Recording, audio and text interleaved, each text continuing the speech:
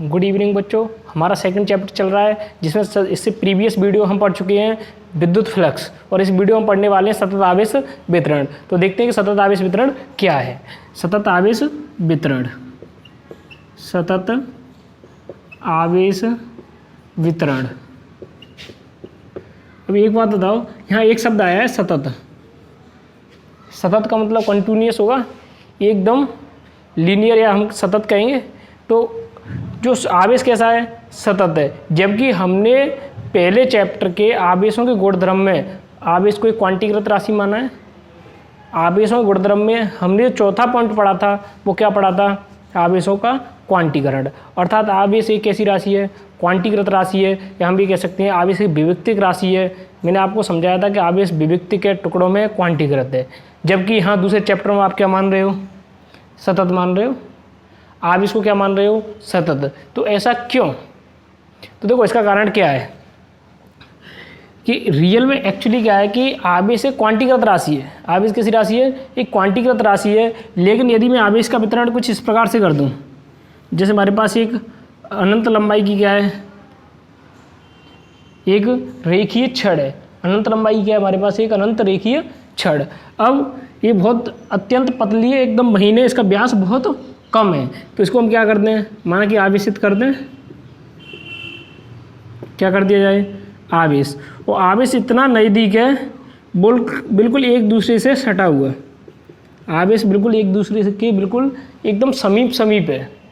इसी प्रकार हम कोई एक परत ले लें, कोई चालक परत ले ली, उसको क्या कर दिया हमने, आवेशित कर दिया। वो आवेश कैसा है, बहुत नज़दीक। आवेश कैसा है, बहुत नज़दीक है। तो इस प्रकार से इस पर क्या है, आवेश है।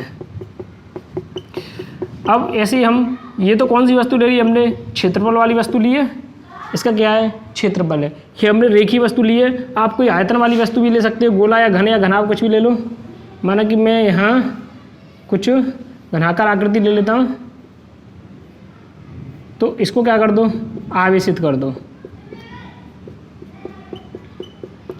तो इस प्रकार जो आवेश है वो कैसा है, बहुत सघन है, या हम ये कह सकते हैं बहुत नज़दीक है। आवेश कैसा है, बहुत नज़दीक है। आवेश बहुत नज़दीक है, इसका मतलब हम इसको सतत मान सकते हैं। लेकिन वास्तविकता क्या है, आवेश एक क्वांटीकृत राशि है, आवेश विविक्तिक होता है, और यहाँ हम इसको क्या मानेंगे, सतत मानेंगे। अब आपका प्रश्न ये है कि सर इसको सतत ही क्यों माना है, क्वांटीकृत से काम क्यों नहीं चला। तो देखो हमारा क्वांटीकृत से काम क्यों नहीं चला, क्योंकि वहाँ आपने बिंदु आवेश कारण विद्युत क्षेत्र पढ़ा था और बहुल आवेशों के मध्य बल पढ़ा था आपने। अब वहाँ आपने क्या किया था, प्रत्येक आवेश के कारण किसी आवेश पर बल ज्ञात किया था, और उन सभी बलों को क्या कर दिया था, जोड़ दिया था। इसी प्रकार आपने विद्युत क्षेत्र ज्ञात किया था। उसमें आपने क्या किया था, प्रत्येक आवेश के कारण किसी बिंदु पर विद्युत क्षेत्र ज्ञात किया था, और सभी को क्या कर दिया था, जोड़ दिया था। इस प्रकार आपने कुल विद्युत क्षेत्र ज्ञात कर लिया। लेकिन अब यहाँ एक बात बताओ, आवेश बिल्कुल इतना पास है, आवेश इतना पास है, और आवेश की मात्रा बहुत अधिक है।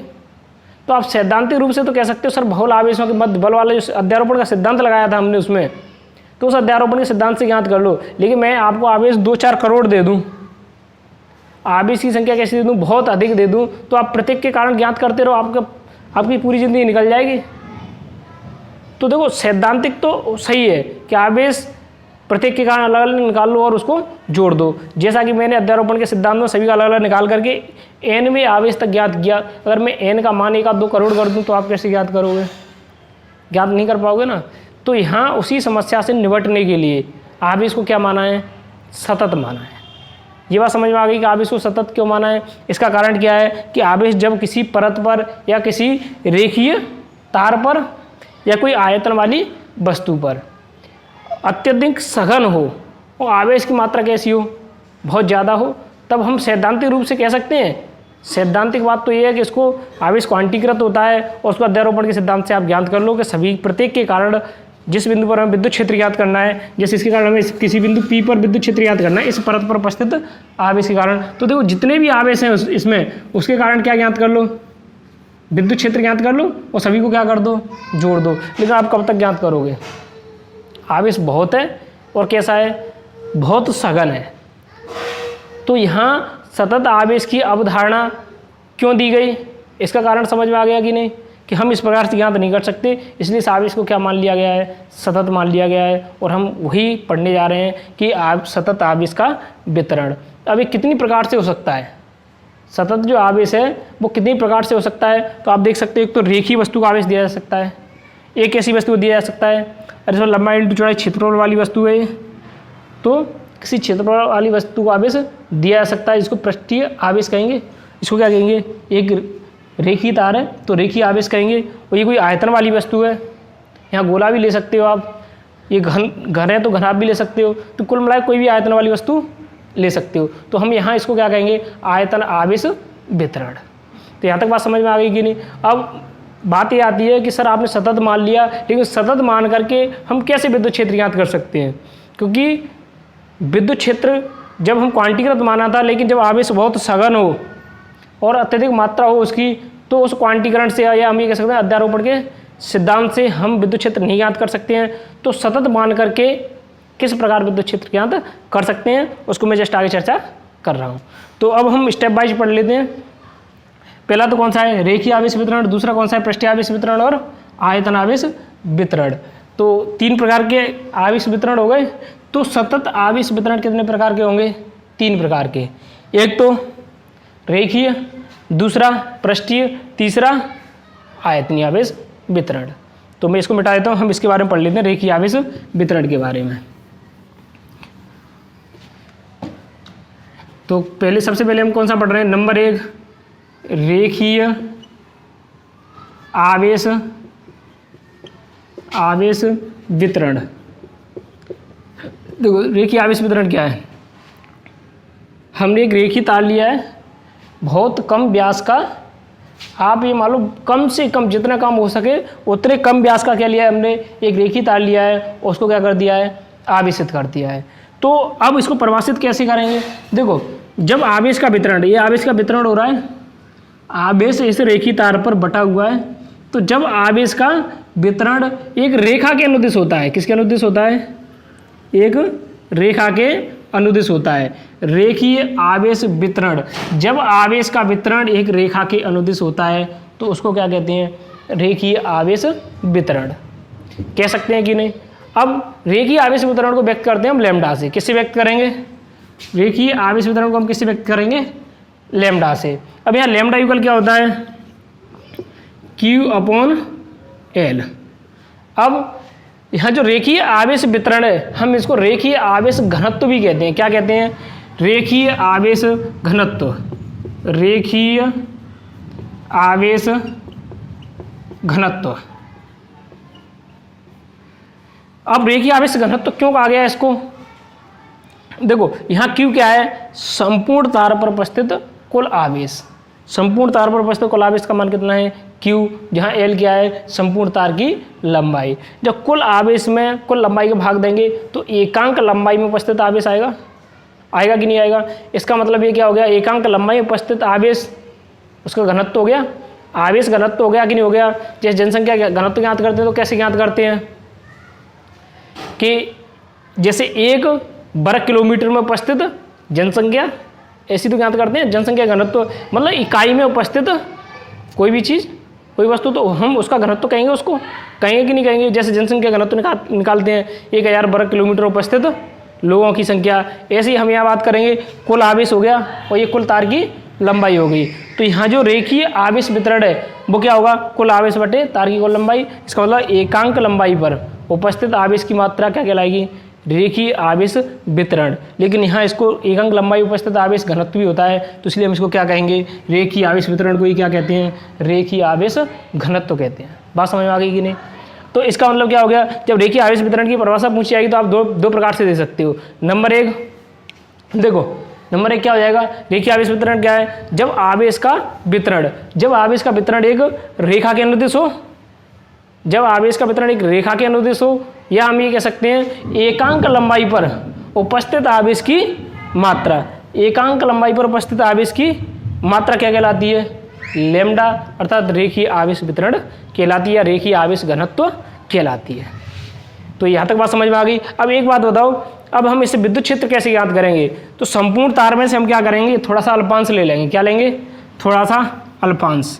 माना कि हमने कितना अल्पांश ले लिया, dl। और इसको डिफरेंस में व्यक्त करेंगे तो हमने कितना अल्पांश ले लिया, dl। dl अल्पांश पर लंबाई dl हो गई, आवेश भी कितना होगा, dq होगा कि नहीं होगा। अरे dl लंबाई पर आवेश भी कितना हो जाएगा, dq होगा कि नहीं होगा। अरे टोटल लंबाई l थी, आवेश q था, जब लंबाई dl हो गई तो आवेश भी dq, अर्थात ये अवकल के पद में चला जाएगा कि नहीं आएगा। तो लैम्डा इक्वल क्या हो जाएगा, dq अपॉन dl। यहाँ तक फॉर्मूला समझ में आ गया। अब यहाँ से dq इक्वल क्या ज्ञात कर सकते हो आप, लैम्डा dl। ये फॉर्मूला काम आएगा, इसको याद रखना। dq इक्वल क्या होगा, लैम्डा dl। नेक्स्ट डेरिवेशन में काम आने वाला है। अब इसके मात्रक की बात करें तो मात्रक क्या हो जाएगा, आवेश का क्या है, कूलोम, बटे इसका क्या है, मीटर। तो metre into coulomb, sorry coulomb प्रति मीटर। मात्रक क्या हो जाएगा इसका, कूलोम प्रति मीटर। रेखीय आवेश वितरण या रेखीय आवेश घनत्व का मात्रक कूलोम प्रति मीटर होगा। तो ये रेखीय आवेश वितरण समझ में आ गया होगा। अब बात कर लेते हैं हम किसकी, पृष्ठीय आवेश वितरण की। जब आवेश का वितरण किसके अनुदिश हो, एक क्षेत्रफल के अनुदिश हो। तो रेखीय आवेश वितरण नंबर सेकंड क्या होगा,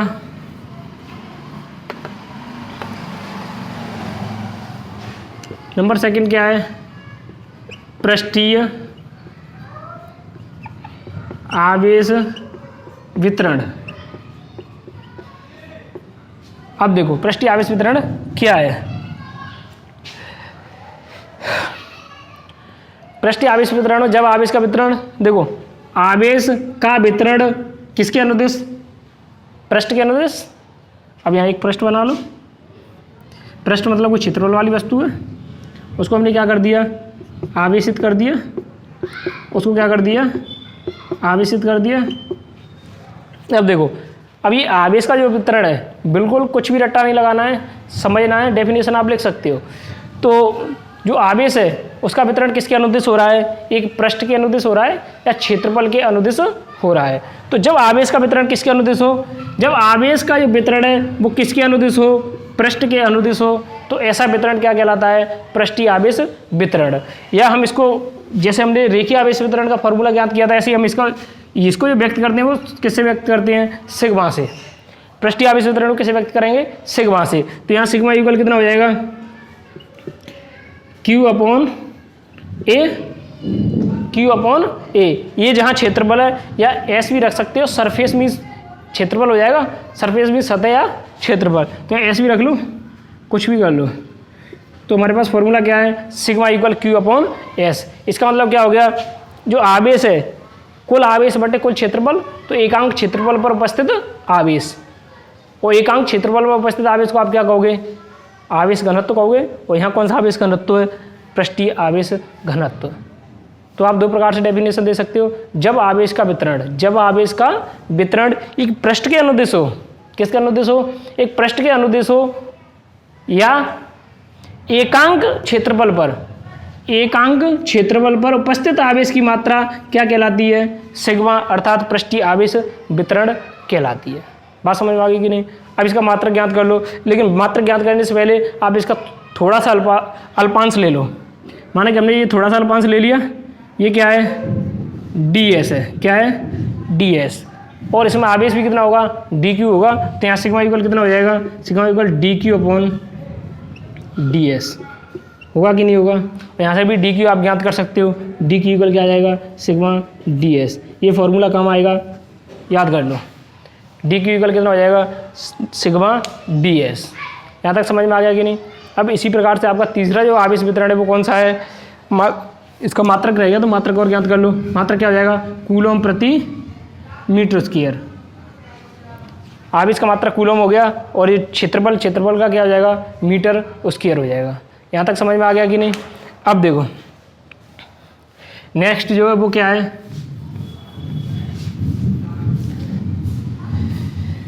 अब नंबर 3 बात कर लेते हैं किसकी, आयतन आवेश वितरण की। तो देखो आयतन आवेश वितरण क्या है, आयतन आवेश वितरण, इसको रो से व्यक्त करते हैं। आयतन आवेश वितरण को कैसे व्यक्त करते हैं, रो से। अब आयतन आवेश वितरण की परिभाषा क्या होगी, देखो पृष्ठीय आवेश वितरण में क्या क्या क्या परिभाषा थी, जब आवेश का वितरण पृष्ठ के अनुदिश हो, यहाँ आयतन आवेश वितरण है तो जब आवेश का वितरण एक आयतन के अनुदिश हो या किसी आयतन वाली वस्तु पर वितरित हो, जब आवेश किसी आयतन वाली वस्तु पर वितरित हो या आयतन के अनुदिश हो। तो यहाँ जैसे आप कोई गोला ले लिया, घन या घनाभ कुछ भी मान लो, तो हम यहाँ घन ले लेते हैं, इसको क्या ले लेते हैं, आवेश। तो जब आवेश का वितरण किसके अनुदिश हो, आयतन के अनुदिश हो, जब आवेश का वितरण किसके अनुदिश हो, आयतन के अनुदिश हो, या आप कह सकते हैं उसको रो से व्यक्त करते हैं तो रो इक्वल क्या आ जाएगा, क्यू अपॉन आयतन आ जाएगा, वॉल्यूम। वॉल्यूम मीन्स आप कहोगे सर आवाज़ होती है, आयतन भी होता है, वॉइस मीन्स आवाज़ होती है। तो यहाँ वी क्या है, क्यू अपॉन वी। तो हम यहाँ क्या कह सकते हैं, एकांक आयतन में उपस्थित आवेश कह सकते हैं, एकांक आयतन में उपस्थित आवेश। तो आयतन आवेश वितरण को कैसे परिभाषित करेंगे, जब आवेश का वितरण आयतन के अनुदिश हो, या आप कह सकते हो एकांक आयतन में, एकांक आयतन में उपस्थित आवेश, एकांक आयतन में उपस्थित आवेश की मात्रा क्या कहलाएगी, आयतन आवेश वितरण या आयतन आवेश घनत्व। ऐसे ही हमने यहाँ भी तो परिभाषित किया, पृष्ठ आवेश वितरण क्या है, जब आवेश का वितरण एक पृष्ठ के अनुदिश होता है, या हम ये कह सकते हैं एकांक पृष्ठ पर उपस्थित आवेश की मात्रा क्या कहलाएगी, पृष्ठीय आवेश वितरण या पृष्ठीय आवेश घनत्व कहलाती है। तो ये यहाँ सतत आवेश वितरण टॉपिक कंप्लीटली समझ में आ गया होगा। सतत आवेश वितरण क्या है, ये 3 प्रकार का होता है, 3 प्रकार की आप डेफिनेशन लिख सकते हो, आप इसको भी आगे सॉल्व कर सकते हो। यदि हमने अल्पांश आयतन ले लिया तो रो इक्वल कितना आ जाएगा, d q upon d b. Same उसी तरीके से होगा जैसे हमने अभी जस्ट पहले ही पृष्ठीय आवेश वितरण और रेखीय आवेश वितरण ज्ञात किया है। तो यहाँ से डी क्यू इक्वल कितना हो जाएगा, रो डी बी आएगा कि नहीं आएगा। तो हमारे पास 3 फॉर्मूले आ गए जो हमारे काम आएंगे, उनको यहाँ लिख लेते हैं। डी क्यू इक्वल क्या होगा, डी क्यू इक्वल हम 3 प्रकार से व्यक्त कर सकते हैं। इधर D Q equal lambda d L, एक डी क्यू इक्वल क्या हो जाएगा, सिग्मा डी एस, एक डी क्यू इक्वल क्या आया था हमारा, रो डी वी। ये 3 फॉर्मूले आए हमारे पास, तीनों को हमने साइड में लिख लिया। अब देखो, अब हम जो बात करेंगे वो जो सतत आवेश वितरण है उसके कारण विद्युत क्षेत्र क्या होगा। अपना मेन पॉइंट तो यही है कि सब जितना भी सतत आवेश वितरण है उसके कारण किसी बिंदु पर विद्युत क्षेत्र किस प्रकार से ज्ञात हम करेंगे। तो देखो, सतत आवेश वितरण के कारण विद्युत क्षेत्र, सतत आवेश वितरण के कारण विद्युत क्षेत्र, विद्युत क्षेत्र देखो क्या होगा। सामान्यतः बिंदु आवेश के कारण विद्युत क्षेत्र क्या होता है, ई इक्वल क्या होता है, के क्यू अपॉन आर स्क्वायर। तो के का मैं मान रख देता हूँ यहाँ, के Q 4 pi epsilon not, 1/4 pi epsilon not मैंने के का मान रख लिया। तो के क्यू अपॉन आर स्क्वायर, अगर सदिश रूप में बात करेंगे तो आर कैप यहाँ भी क्या लगा दो, वेक्टर लगा दो, जहाँ आर कैप क्या है, एकांक सदिश है। तो यहाँ ई वेक्टर इक्वल क्या हो जाएगा, के क्यू अपॉन आर स्क्वायर। ये के की वैल्यू रखी है मैंने 1/4 पाई एप्सिलॉन नॉट। ये बिंदु आवेश के कारण क्या होता है, विद्युत क्षेत्र होता है कि नहीं होता है। लेकिन हम यहाँ पढ़ रहे हैं सतत आवेश वितरण, और सतत आवेश वितरण में हम क्या करेंगे, अल्पांश लेंगे। इससे पहले मैंने अल्पांश लेकर के तो ये फॉर्मूले व्युत्पन्न किए, तो यहाँ हम क्या लेंगे, अल्पांश लेंगे। तो अब हम बात करें किसकी, माना कि हमारे पास कितना आवेश है, डी क्यू आवेश है, कितना है, डी क्यू। तब विद्युत क्षेत्र भी कितना होगा, डी ई होगा।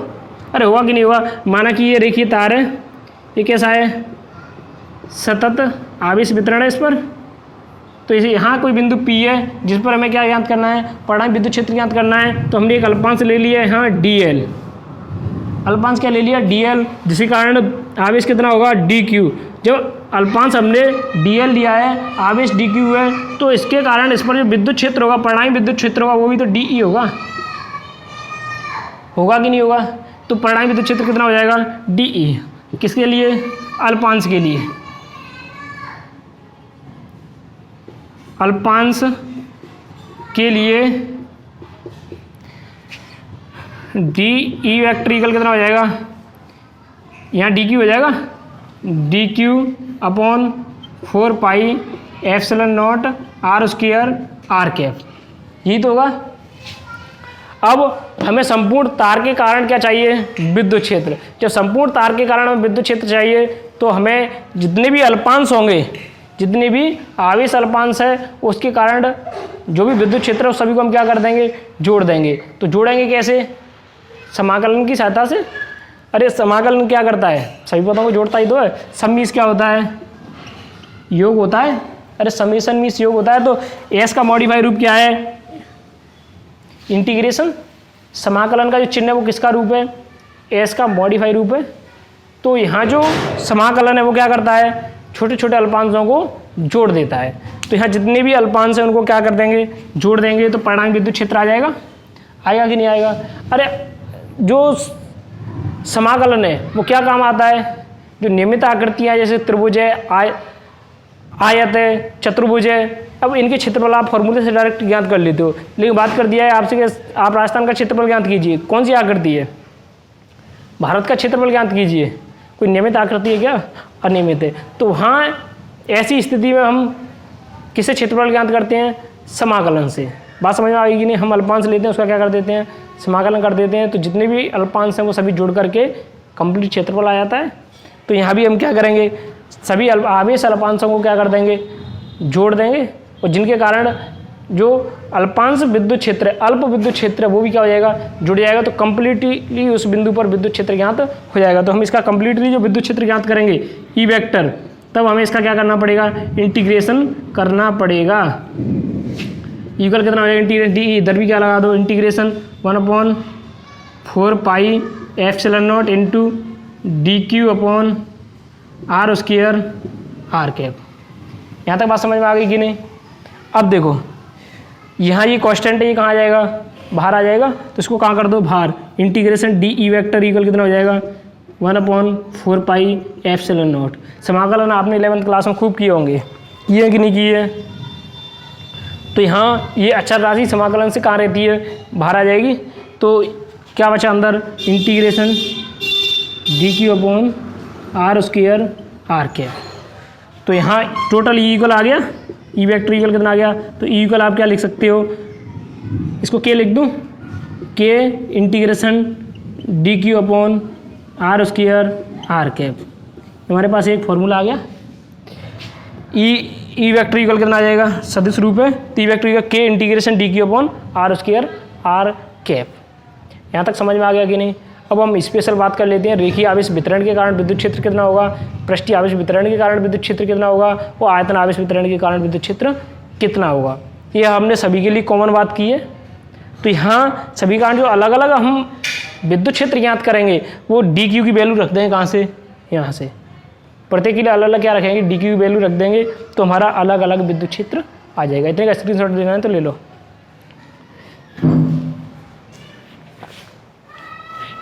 जल्दी करो। अब देखो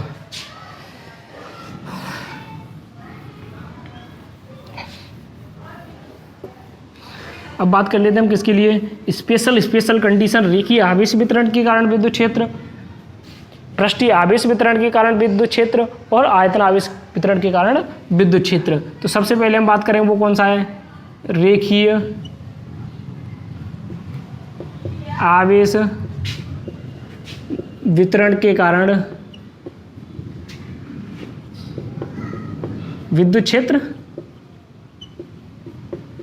तो देखो रेखीय आवेश वितरण के कारण विद्युत क्षेत्र क्या होगा, यहाँ डी क्यू की जो वैल्यू रखेंगे वो कहाँ से रखेंगे, लेमडा डी एल वाली। अरे इसी को तो रखेंगे क्योंकि ये हमने क्या ज्ञात किया था, लेमडा यहाँ क्या है, रेखीय आवेश गुणांक, जहाँ लेमडा क्या है, रेखीय आवेश गुणांक। अब हम इस वाले फॉर्मूले को रखेंगे, डी क्यू की जगह डी क्यू क्या रखेंगे, लेमडा डी एल। किसके लिए, रेखीय आवेश वितरण के लिए। तो यहाँ ई वेक्टर इक्वल क्या हो जाएगा, 1/4 पाई एप्सिलॉन नॉट, ये किसकी वैल्यू है, के की।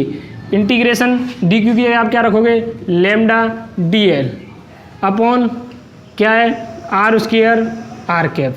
यहाँ तक समझ में आ गया कि नहीं। अब यहाँ रेखीय वस्तु का समाकलन कर रहे हैं तो ध्यान रखना समाकलन भी अलग अलग प्रकार के होते हैं। क्षेत्रीय समाकलन अलग होता है, रेखीय समाकलन अलग और आयतन समाकलन अलग होगा। तो यहाँ इसको थोड़ा सा अलग व्यक्त करने के लिए हम यहाँ एल लगा देंगे, समाकलन के नीचे इस चिन्ह में क्या लगा देंगे, एल। यहाँ एल किसको व्यक्त कर रहा है, रेखीय समाकलन को। आप इस फॉर्मूले को देखते यहाँ एल लगाए तो आप कह सकते हो कि किसका है, रेखीय आवेश वितरण का, या रेखीय आवेश वितरण के कारण विद्युत क्षेत्र ज्ञात किया गया है।